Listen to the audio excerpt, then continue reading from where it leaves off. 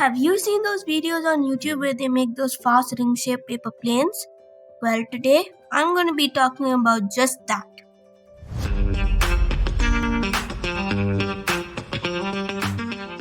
Hello everybody, welcome back to Macro Fun Facts. So today I'm going to be talking about that ring-shaped paper plane.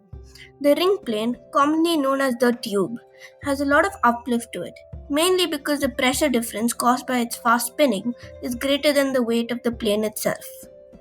To make this plane, you will need an A4 size sheet, a glue stick, and a surface to work on. Now here's how you make it.